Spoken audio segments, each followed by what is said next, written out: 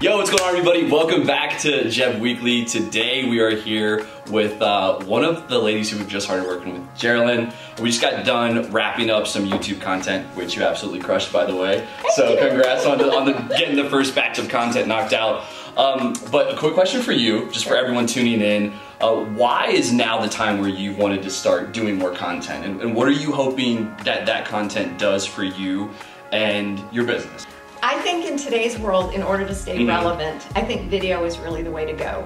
I know when I need information, the very first place I go now is YouTube. Yeah. You know, how to clean a pomegranate, how to, What's the second largest search platform to Google? Yes, YouTube, yeah. Exactly. And I have had instances where I wanted to work maybe with a caterer or a florist or something. If I can find that person on a YouTube video and put a face to who that website, I'm much more likely to hire them. They seem more approachable to me. I hate to say it, but that's what drew me into you. Oh, yeah, okay. I spent way too much time creeping all over your YouTube videos. Get lost in the rabbit hole. I went down the rabbit hole. Well, let's face it, a pandemic is the perfect time to do that, right? Grab a cup of coffee and I'm jacked up and I'm going to look at his videos for hours. So I saw the people that you were working with, and I definitely identified myself with your clients, and your work looks amazing, and I just thought, I'm going to give this a try. I've got nothing to lose at this point, right? I've tried. Facebook is great. I have people that come to me on Facebook, but they're not the people who buy from me. It's nice conversation and all that. Instagram, I hate having to play around with the algorithms and figure out what strings they're wanting me to pull. Right, it's become a beast. TikTok, I'm too old. LinkedIn, I like. It's a good professional platform. Twitter, I absolutely adore. It's fast. It's like catching up. You're at the water cooler with people. Yeah. But to me, YouTube, I can't say enough good things. I love it. There's so much opportunity on the platform. Right, right. That's exactly why. Can you tell everyone a little bit more about your business and what you do? Because I think it's so fascinating. Like when we first talked on the phone, I was like, this is such a unique just industry to work in, and with your experience in it, like TV and everything, it's just been a very interesting learning process for us to be like, this is a whole new avenue of stuff, and especially that not only are you doing it for people, but you're helping other people do it. Wow, thank you. That's nice of you. And I'm glad to spend time poking around my website and social media platforms. When I started my business, professional organizing really wasn't out there so much. People were kind of like, what? You get paid to do that? Or it was, I didn't even know. A lot of folks have shame. They feel like, oh, I should be able to organize my own pantry or a filing system or digital photos or whatever their pain point is. Yeah. But the truth of the matter is, we all have things that we're good at and not so good at, right? And we hire people to do all kinds of things, right? Yeah. So there's no shame in that. But I started off organizing people's homes, and I initially was a generalist and said, I'll do almost anything once or twice to figure out if I like it. After doing some jobs, I just realized that's not for me. So I would either find subcontractors to do those jobs, or I would just stop taking them, refer them to colleagues. Then I started to develop a little more interest in some psychological aspects of this job. Why do people accumulate? Why do people overshop? Why can't we all think alike when it comes to managing things? Yeah. So I just got deeper and deeper into it. And then what moved you into essentially coaching other people to start doing this? Well, I was very fortunate. I did several seasons of a show called Hoarders, and I have special training for that, so it's not like, that's a very small population of people who are qualified to work with people with hoarding disorders, so that set me apart. And once that happened, I noticed that nobody was searching for metropolitan organizing anymore. I'm fortunate I have a unique first name. People started coming to me for, Googling my first name. Okay. From there, I think, if I went back through my old phone journals, which I kept back then in paper, I think I had like 1,400 calls come in from organizers, not just in the United States, but all over the world. People were like, how did you start doing this? How did you get on TV? And I'm thinking, okay, the TV part is a whole different thing. I didn't do anything to get on TV. They came to me. again, very lucky. Yeah. But people wanted to know, how do you do this for other people? And I would have like admin assistants call me. I'm really good at organizing. Can you help me do this? Can you help me? So awesome. That's how I started coaching, career coaching other people. That's super cool. Well, hopefully the content that we create today will have a little bit of impact on the brand. We'll see how we still have to edit it. We'll see how it turns out, but we're pretty pumped on it.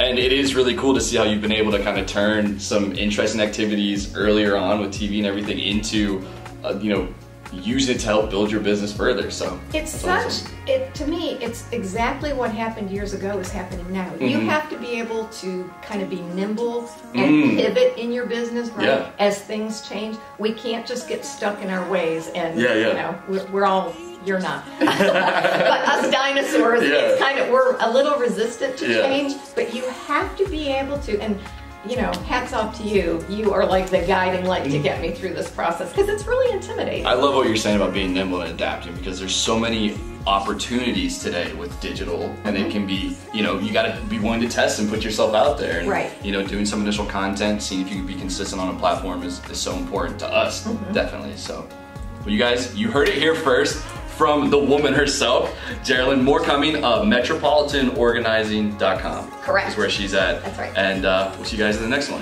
Peace. This one's gonna be more kind of chest line up on you. So we'll have. And what is this, face only?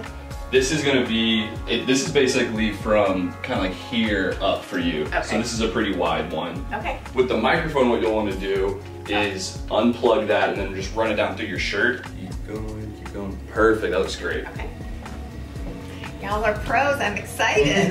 And this is the other thing. What are you doing over there with? I'm filming like behind the scenes stuff. Okay. Yeah, we have like a weekly series that we put out of like what we do during the week. Okay. And so A lot of the times when we're doing like commercial edits or like social media ads, we'll start with music because you edit according to the beat of the music or what the vibe is. So we won't even open up the clips that we've shot until we found the song that we want to use. Yeah. Teased them out kind of, I think they're more like fun, lighthearted, not so businessy, just these are awesome. Get to know. This is super smart. Oh, well, man, thank you you. got it down. We are going to want to do an introductory kind of or an introductory statement to these. Okay. I would say that, and then maybe there. call out like these questions have come in from, like, how did you get the questions? They send them to me in emails, they put them on social media. So hit on that, like these are the most common questions I see via email and social media. You know, please keep submitting your questions or whatever, like kind of do a little call to action there. Start with saying the question. So next question is from so-and-so. They ask you. What is the first organizing book someone should read?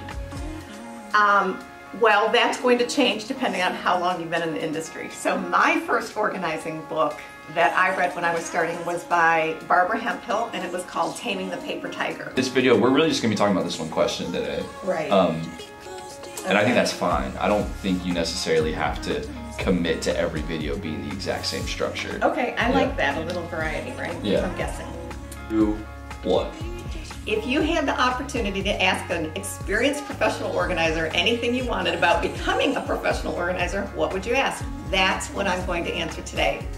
One of my most frequently asked questions.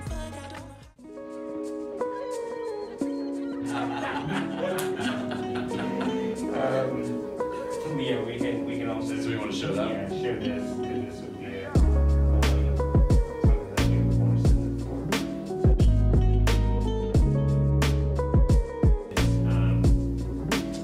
this part of it's an additional feature. Yeah. Some people like it, some people don't. It's really meant for sanitization. When you get into an airflow like a room this size or bigger, like you're not going to be able to get enough air to pass through and then also be able to clean it. It's just a little bit more complicated of a process. When you go look at your portfolio.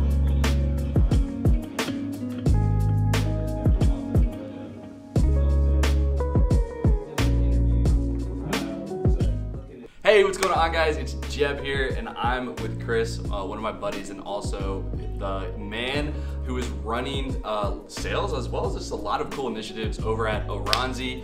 Today we're downtown Raleigh, North Carolina at WeWork filming a couple videos, and I'm gonna let Chris break down for you what Auronzi is and what we were doing today.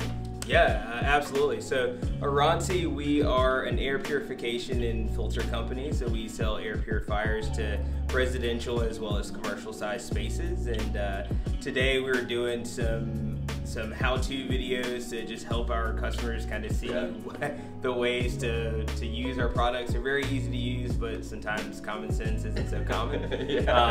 You know, so we've had folks, you know, forget to take the filters off of the purifiers right when they plug them up, even though it says take the filter out, take the bag out off the filter. We talk about that all the time. How you have to like beat people over the head, online and in person sometimes. Just like let them know what you have to do. Absolutely. So yeah, we're just making some 2-minute videos for our products to then just be able to help educate our customers on the way to use the products. Yeah, Auronzi's really doing some cool stuff in terms of like figuring out different ways to communicate with their customer. If it's on pack, email, video, all the different formats that you can use to try to get your customers to understand the best way to use your product in some cases, which is kind of a funny use case, but still, nonetheless, we had a blast today. We're stoked on doing projects with you guys. It's been fun working with you so far. Auronzi is just a really cool story of entrepreneurship, like another cool company that's being built in the area. Could you just give us like a quick history, like when did Auronzi start? Absolutely. So about 10 years ago, our CEO Peter Mann, his son had asthma, right? And so you know, he sought out to help his son, and then realized, oh wait, I can make some really awesome purifiers. And then that was kind of our jump point. And then from there, we've been able to create some really awesome products that help customers, you know, truly breathe easier, which is super exciting. And so that for us, especially with today's climate, right? It's definitely a bittersweet moment to you know, be able to kind of jump further from the time of COVID and even some of the wildfires in some of our different places. But you know, it's a really exciting opportunity for us to then be able to help everyone that we can. And so being able to take these products and truly help people breathe easier. Whether they're a school, a house, or whatever, Auronzi distributes to all kinds of different places. And I'll brag on Auronzi for a moment. You guys not only create air filters, but there's some of the best air filters. Like, it's not even, in some cases, it's not even a competition here. I think one of the #1 ranked air filters in a university study by Clemson for air purifier performance. Like, just a really cool company that's not only, you know, building something special, but also having a really great impact. So Chris, thank you so much, man. Yeah, and we're gonna keep it rocking. Thank you, brother. Appreciate it. Peace, guys. All right.